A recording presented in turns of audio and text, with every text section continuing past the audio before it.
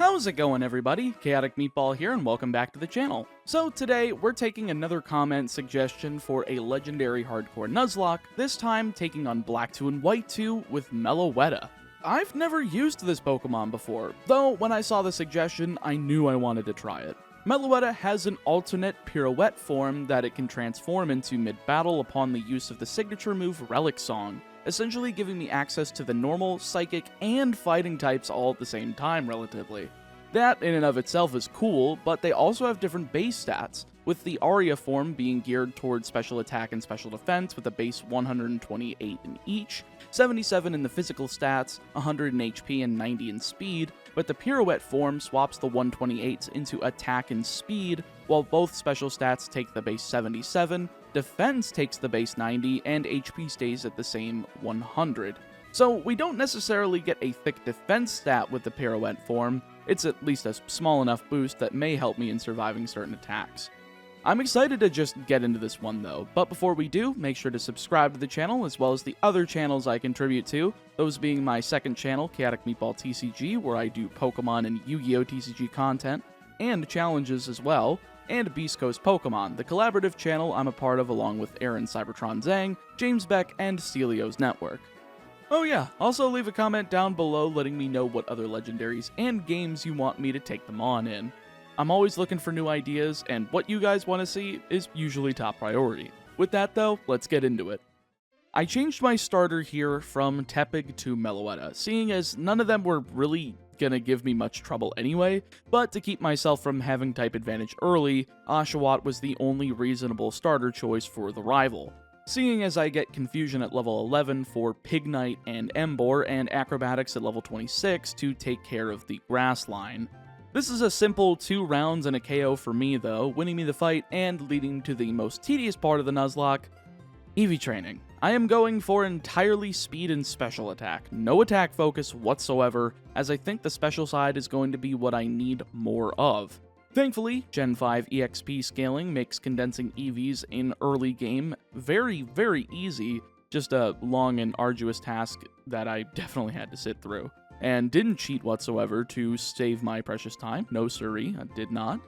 Level 2 Purloin and Level 2 Sunkern are the mons of choice though, giving me speed and special attack respectively, and though I'm able to max out speed, I'm not able to get very far in special attack, seeing as I got trainers to take out in Sharon's gym.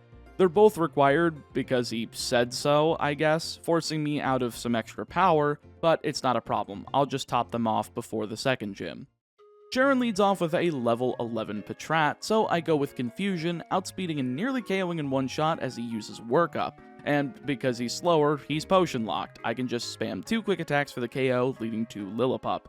Confusion once again nearly takes it down, with Bite doing some good damage due to it being super effective, but it's only around a third as a second Confusion takes out Lillipup and nets me the win. Now I know I'm not playing on challenge mode since there wasn't a Pidove on that team, but quite frankly, I think the higher level caps makes challenge mode easier than normal mode in this game with legendaries, as higher up level up moves like Wake Up Slap, Psychic, and U-Turn in Meloetta's case become much more accessible earlier in the game than they would normally be. And yes, U-Turn is actually useful, assuming you've fainted your HM users before major fights, as we also get access to Work Up, therefore letting me boost both attacking stats, and you don't really need defense when you can just zap stuff in the face once. Anyway, after finishing off the remainder of the EVs for special attack and getting to level 15, I'm able to just run into Verbank City and straight into the gym. This is pretty trivial though, Confusion basically one-shots everything in here, though I do want to get to the level cap just in case Whirlipede ends up packing too much of a punch. So I take out the trainers in the Verbank complex, getting up to level 17 before taking on Roxy. Her coughing is a one-shot with Confusion, and Whirlipede isn't. I'm not surprised, but she doesn't do that much damage back to me, so I'm pretty happy here. I potion lock her, take Whirlipede down with 2 more Confusions, and win the fight. Once again, pretty trivial, though with the Bug Gym being the third one, I might be in for a world of hurt next time. One Pokestar Studios sleep session later, seriously, I was just clicking buttons to the point where I didn't realize that I had to save the video of my performance to get the heck out of here, so I had to do it again, and I was really pissed off. It was funny, I wish I had it on camera. Really wish that they had just made this the stupid contest hall or Pokeathlon in Gen 4 where you weren't forced to do it, but they told you, hey, it's here if you want to try something that's not battles. They gotta fill up the game content somehow. Getting out of there and taking care of Team Plasma, though, means I can sail over to Castelia City, clear out the sewers, meet Colress, and grab the Twisted Spoon down here, a fantastic held item to further boost the power of Psychic-type moves.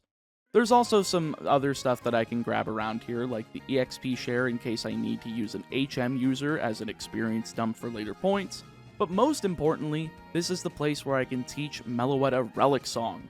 This is going to be instrumental in ensuring I don't get completely annihilated by Bug-type moves against Berg, and thank goodness because I probably would have been destroyed if it wasn't for Castelia being the hub for everything. This is also the time I finally give Meloetta work up, so we're sitting pretty with a nasty powerful moveset, all topped off with the Leftovers item. I almost forgot about this over in the Castelia sewers. Thank goodness I didn't, because I'm sure I would have been one salty meatball later on if I was looking for it in my bag, and it wasn't there. Once I got to the level cap though, I was ready to take on Berg, leading off with a Swadloon as I go ahead and fire off work up. I was expecting Protect on turn 1, but instead I see String Shot. No Drake strats I see. Not a problem, both forms of Meloetta are really fast and these bugs are super slow. So next turn I go for Relic Song, picking up the one-shot KO as it transforms into the Pirouette form, going into Leavanny. Now with the decreased special attack, I know Confusion shouldn't do over half, keeping Leavanny's Citrus Berry from activating, then taking a Razor Leaf for around a 4th, as Return KOs next turn, leaving just Dwebble. Confusion once again does good damage, bringing him down to the red as Rock Polish increases his speed, but that's not going to do enough as a Confusion hits on the potion turn, and Smackdown does next to nothing on the turn after, KOing with one more Confusion to win the fight. Insect Badge in hand, that's 3 out of 8, and Meloetta's Pirouette form definitely did some work. Stab Return with a base 128 attack and workup is just too strong. After buying enough lemonade to drown a European elephant though, it's time to take on Colress, and quite frankly this fight is no more special than a regular trainer battle. No super special fight music yet, and only 2 Pokemon, and both of which are very common. Magnemite's a 2-shot with Confusion, paralyzing Meloetta with Thunder Wave and hitting Magnet Bomb for minimal damage, as Clink comes in second, which is the actually threatening Pokemon, very surprising since it's just a Clink. It definitely doesn't help that Meloetta doesn't have the best physical defense, but confusing off of Confusion certainly helps, as 2 of them brings Clink to red HP, though Paralysis finally does some work. Though Clink can't even capitalize, hitting itself twice in a row as Confusion brings it back down into the red, as Clink finally snaps out of it and hits a Gear Grind for 2, but one more Confusion is able to land through the Paralysis to KO and win me the fight. I have come to the conclusion that I really need some Cherry Berries. Why couldn't I get any of those instead of Pecha Berries? Either way though, it's a straight shot to Joint Avenue where I scare off everyone with stupid words, take on Ingo and Emmett alongside Rosa for some experience, and do the same around Route 5, the Ferris Wheel, the former gym, the actual gym, and Route 16, all in an effort to reach the level cap of 30 to fight Elisa. So, you know how I was kind of complaining about Cherry Berries though? Yeah, that was actually more of a complaint for the gym trainers themselves. I had 0 problems with Elisa, as only one of her 3 electric types has Thunder Wave, and it isn't her lead Emolga. This only has Pursuit, Volt Switch, and some other move I can't remember off the top of my head, but Pursuit doesn't do a whole lot, doing less than a quarter as I'm recovering with leftovers every turn, all in an effort to use Workup. 3 of them are able to get through as she connects with 3 pursuits, bringing Meloetta down to exactly half HP as Relic Song KOs in one shot, leveling me up and giving me access to Psybeam. Thank goodness, finally something that's stronger than Confusion. Second out is Flaffy, which is the Pokemon with Thunder Wave, but we're not contending with that as Relic Song outspeeds and one-shots, KOing and returning Meloetta to the Aria form, leaving just Zebstrika. I love form changes. It just makes me go for Workup instead of staying over the same move that I wanted. Well, at least that didn't cost me the match. A single Relic Song is able to destroy the Zebstrika after the accidental 4th Workup, winning me the fight and the Bolt Badge. Half down, half to go. Hopefully I can manage to play the game correctly from here on out, because I do not want to lose my whole save to a stupid mistake like that. So the next gym is probably the one I'm the most scared of in the entire game. We'll talk about it in a bit, but first things first, I gotta chase out Team Plasma again, getting to the Driftveil drawbridge after a rotation battle in which I'm forced to capture 2 new Pokemon to use in it. Well, at least I have a Cut user now, but I'm about to have a Surf and Fly user as well, as Ducklet is available on the drawbridge, the perfect HM user for the majority of the game. I still don't have a Strength user, but no matter. I get into Driftveil City and get some more Team Plasma shenanigans out of the way before getting into the gym. Of course, I only take on the trainers first, then it's time to get to the level cap and fix up our moveset. I want a strong fighting type move specifically for Excadrill here, so I take the risk and head into the battle subway in the effort to earn 12 BP to get Brick Break, but guess what? Meloetta is restricted and I can't enter with it. Not to mention the Pokemon World Tournament isn't accessible yet, so that's a no-go. Therefore, all I have for an option is Rock Smash over in the Verbank Complex. I suppose with Stab and 128 base physical attack with the Pirouette form, I shouldn't have any difficulty, but still, I really would have appreciated a better high-power move. Clay starts out with Krokorok, so I immediately go for Relic Song for the one-shot KO, changing Meloetta into the Pirouette form just in time for Sand Slash. The increased defense and leftovers recovery lets me stand up to 2 Bulldozes, taking around a third and still maintaining the speed advantage, setting up a workup before grabbing the KO with 2 Psybeams, leaving just Excadrill. Workup was enough to cancel out Krokorok's Intimidate, and thanks to the defense drop off of the first Rock Smash, after taking a Slash I was able to get off another one, KO, barely surviving to win the battle. If I had lost here, I probably would have just redid my EVs among both attack and special attack with 128 each, and would have been fine, but hey, I got away with this, so I'm always fine with that.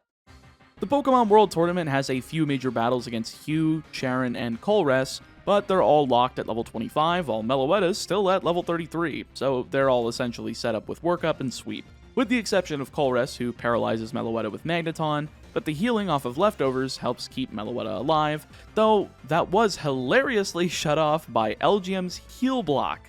I've never seen that move resolve and it do something, so that was neat, but aside from that, nothing interesting. Just a Plasma Frigate raid and movement onward through Route 6 and Chargestone Cave into Mistralton City, the home of the 6th gym leader.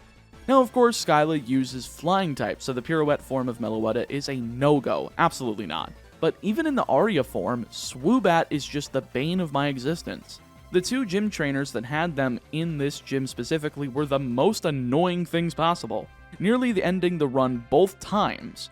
And because Skyla has one, it's gonna be quite a pain in the ass, but getting to the level cap should help me stay ahead of the curve here. Route 7 is full of trainers for that very reason, same with Chargestone Cave, seeing as there's a few I missed while in there, getting right up to the level cap before taking the escape rope back to Mistralton to challenge Skyla.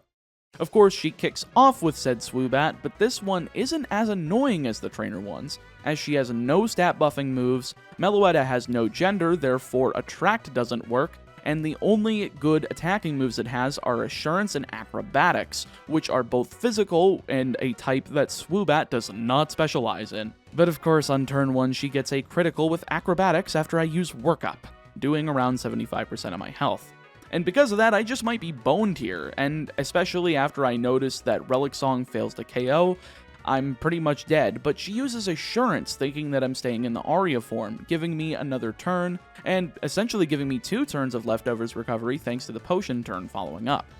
2 more Relic Songs puts this bat to bed, leading to Swan a second as I'm in the Pirouette form, which is probably for the best seeing as she only has Air Slash as a flying type move, a special attack that the Aria form should be able to stand up against, but Relic Song puts Swanna to sleep. Well, there's probably the luckiest thing that could have happened here, and upon the use of her Citrus Berry, I set up 2 more workups as she stays asleep, KOing with Psybeam and leaving just Skarmory. Now, Sturdy might be annoying, but I'm sure that at 2/3 HP, I can survive anything here, whether it be Steel Wing, Fury Attack, or Air Cutter, and she goes for the Air Cutter, taking the weakest one this side of Unova, and firing off 2 Psybeams at +3 for the KO and the win. While that critical acrobatics with no item was very much not fun, I'm shocked that Meloetta was able to stand up to a 110 power stab physical flying type attack, but In the battle itself, I did not realize that Swoobat has a pathetic 57 base attack, so I shouldn't have been surprised. Now there's quite the large gap between here and the next gym. With the cap going up from 39 to 48, there's just a lot of filler to take out, though reaching Reversal Mountain does give me one cool new thing, and that's colored shards. The red, blue, green, and yellow shards are usable for specific move tutors, one of which takes red shards back in Driftvale City and houses the move Ice Punch. This will be astronomically important for the next gym battle against Drayden and his dragon types, but I don't need it quite yet. First stop is Undella Town for a battle against Hugh, and he's really not putting up much of a fight at this point anymore. He leads off with Unpheasant, so I just go for Work Up twice before seeing an Air Slash and a Taunt to prevent my setup, but I've already gotten all the setup I need. From here, it's just one Psybeam apiece to KO Unpheasant, Simisage, and Samurott to win. Route 12 provides no problems, leading into Lentiamus Town, housing nothing of importance once again, though I suppose there's a double battle against a Team Plasma Grunt and Admin Zinzolin, but this is so easy to take care of because it's a bunch of Ice, Dark, and Poison types, all of which I'm super effective against, so not worth talking about in detail. However, there is one thing I want to mention here, and that is do not cross the village bridge in a Nuzlocke ever. The old guy on the bridge has a Durant and a Lucario, and if you are not equipped with a fast fire type, just go under it, pretend like that bridge doesn't exist, pretend it's just a waterway you gotta surf across. I've been screwed over in runs in the past because of it, and I'm not about to forget that lesson now. Alright, digression aside, one more route to get into Overleveling City, and that's Route 11, housing Virizion, which is cool, but bye? I just love how you can walk by the Swords of Justice, and they do absolutely nothing. Upon entering Overleveling City, though, it's time to fly back to Driftvale, because now I need Ice Punch. Rock Smash doesn't do diddly dog in this gym, so getting rid of that was the easiest choice I made, making clearing the gym and getting up to the level cap very easy. Drayden is a bit of a threat, even with only 3 Pokemon, starting off with Druddigon, so I go and set up Relic Song, doing half and getting to the Pirouette form as he uses Crunch. This is perfect since I resist it now. An Ice Punch KOs, and since he has Sheer Force rather than Rough Skin, I take no extra damage, going into Flygon with nearly full HP.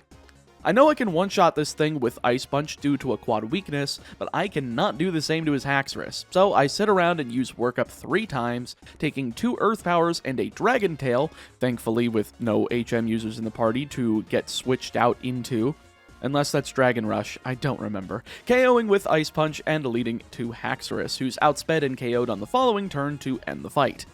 And that's how you quickly and swiftly destroy a Dragon user. Unless his name is Lance. Lying Dastard has a Charizard. As you all know, this is the point in the game where they start grabbing you by the balls for the story. It's always between the 7th and 8th gyms, no exceptions. Though I do suppose it does bleed into after Badge 8, but I digress. Team Plasma is once again here, but for the sake of brevity, I'm gonna go ahead and talk about the important battles in rather rapid-fire style. Those are against Zinzolin, Marlin for the 8th gym badge, Colress, Black Kyurem, and Ghetsis. First of those isn't actually a problem. Zinzolin is here in Overleveling City and has 2 Cryogonals and a Weavile, all of which are easily outable by Pirouette form Meloetta and the new Wake Up Slap that I got at level 50, overwriting Ice Punch for the time being since it is now useless. Thankfully, those move tutor moves will still be obtainable again as many times as I want as long as I have the shards, so no need to worry about getting rid of that stuff. The first Cryogonal here doesn't actually go down to Wake Up Slap though, barely missing the KO as Confuse Ray lands. So I go for a single workup to make up for the difference, getting hit by a light Ice Beam before going for Relic Song to change to the Fighting type, but of course Meloetta hits itself in confusion on the turn Cryogonal sets up. Okay, back to workup, we go for a second one, finally getting out on confusion after the 4th turn and hitting Relic Song to swap forms and KO leading into the second Cryogonal. They all get shattered like a sledgehammer to ice, though, at this point, with a Wake Up Slap taking out both it and Weavile in one shot, winning me the fight. Also, outspeeding Weavile is pretty wicked. I did not expect that in the slightest.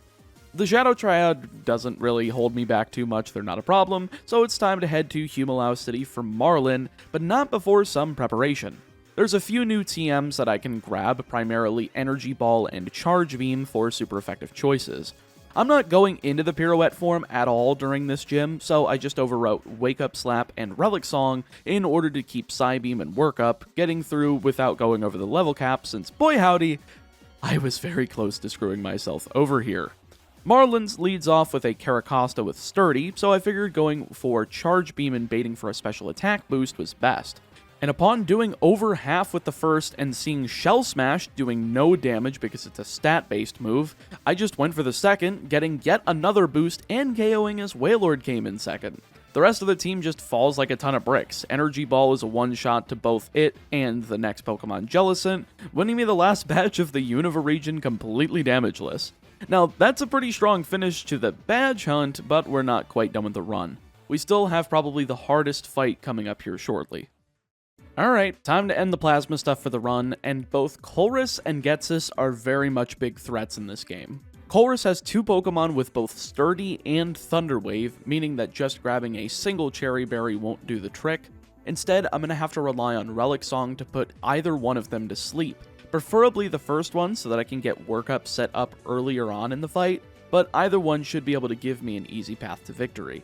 Anyway, before we get into this fight though, I do want to shout out Toxic X Eternity's wonderful metal rendition of Colress's theme, requested by yours truly. I'll be leaving a link in the description as well as a link in the upper right hand corner to that music video. Go ahead and let him know Chaotic Meatball sent you once you're done here. Colress leads off with a Magneton holding an Eviolite, which is very smart of him, but again, I'm more scared of Thunder Wave, so I lead off with Relic Song in the effort to put it to sleep. And I get it on the first try. Fantastic. Now I can effectively set up a workup, KOing with Wake Up Slap next turn as Magnezone comes in second. Wake Up Slap brings it down to 1 HP as Thunder Wave connects, but now that he's heal locked and I have the held Cherry Berry and I'm faster, there's no way he can paralyze me again, going down in 2 more Wake Up Slaps as BM comes in third. Relic Song transforms Meloetta back into the Aria form, doing half in the process as BM goes for Calm Mind and Recover. So I start matching the efforts of increasing stats with Work Up, getting off 3 of them and taking an Energy Ball before firing off Payback for the KO. Fourth up is Kling Klang, and I need to get back into the Pirouette form, so I use Relic Song, putting it to sleep as well as getting it into the red, so I just use the turn to set up another workup, just in case, since it's guaranteed to stay asleep. Why not use the opportunity? KOing with Wake Up Slap next turn, leaving just Matang. It's also a one-shot with Wake Up Slap, finishing the fight. And there we have it. The plan was made and executed, all in around a half hour's time. Not too bad at all. Now to take out Ghetsis, and since he's carrying a Cofagrigus with Toxic, I'm in dire need of a better move than Payback. Thankfully, Shadow Ball is available outside of the Reversal Mountain and can keep me in the Aria form, seeing as Relic Song can't hit Ghost types. One Workup and a Shadow Ball while holding a Pecha Berry should be enough to handle it, but I've got to take out Black Kyurem first. Relic Song and Wake Up Slap is more than enough to do so though, getting healed fully before the fight against Ghetsis. I go for Workup turn 1 against Cofagrigus, and he actually decides to go for Protect instead of Toxic, giving me an additional free Workup on turn 2 as Toxic connects, eats the Cherry Berry, and then I can grab the KO with Shadow Ball on turn 3. Alright, this fight should be a piece of cake from here. Second out is Electros, and I consider going for Relic Song here, which probably would have been the play, but I figured Shadow Ball should KO at +2. But it doesn't, getting Electros into the red as he uses Crunch for half, lowering Meloetta's defense. However, this puts Ghetsis into full restore range, so I can get off a third workup, then one-shot with Shadow Ball from full next turn. Gotta love when accidental misplays work to your advantage. Third out is Drapion, and I absolutely needed Relic Song to KO here, which it does, bringing Meloetta into the Pirouette form as Seismitoad is out fourth. Relic Song once again here is enough to one-shot, which is shocking because I'm not in the optimal form for that attack, but going back into the Aria form and prep for Toxicroak is perfect for a third Relic Song, putting Meloetta back to the Pirouette form just in time for Hydreigon, slapping it down with a Stab, Wake Up Slap for the super effective KO, and the win. See you later, chump. Try again when you have a better tactic than Toxic Stall on your lead Cofagrigus. With him taken down, only half a dozen important fights remain, and with one victory road under my belt, they're all here. The last rival fight is at the end of the tunnel, adding a fourth Pokemon to the team, but nothing too threatening. Q starts out with Unpheasant like normal, so I go with Workup on Meloetta. I know he's going to go for Swagger, so I've got a Person Berry equipped, getting 2+3 attack in one turn, and KOing next turn with Relic Song to transform into the Pirouette form to take advantage of that attack. Simisage is out second, going down to a single return, then Bouffalant comes out third and falls to Wake Up Slap. This just leaves Samurott, which is the only real threat of the team, but a +3 return grinds the threat of it to dust, one-shotting and winning me the fight damageless. I'm also given the TM for Thunderbolt upon winning, and let me tell you right now, this will be instrumental in the champion battle. Alright, some last minute preparations before the league include healing items, TMs that I hadn't picked up, like Psychic, and making sure that Ice Punch and Relic Song were on Meloetta. These two moves are non-negotiables, and they are absolutely needed to get through the entirety of the league, which only leaves 2 flex spots for the rest of it, though it really should be enough to rip through all 4 members before Iris. First one up is Chantal, and by filling those 2 slots with Shadow Ball and Workup, I'm able to set up against her Cofagrigus, who instead of Toxic like Getsis, has Will-O-Wisp, a much less threatening move for a special attacker. So I just let her wail on me with Will-O-Wisp and Psychic, since Shadow Ball can't hit thanks to the normal typing, setting up 4 workups in order to one-shot Cofagrigus, Chandelure, Golurk, and Drifblim with 1 Shadow Ball apiece to win the fight. Easy enough, and I don't even have to change up the moveset for Caitlyn, so she's next up on the docket. Though I do swap my held item for a Chesto Berry, as her lead Musharna has Yawn, but with her using that, that's 2 free turns to use Workup, allowing for a Shadow Ball sweep once again, one-shotting Musharna, Reuniclus, Sigilith, and Gothitelle to win once more.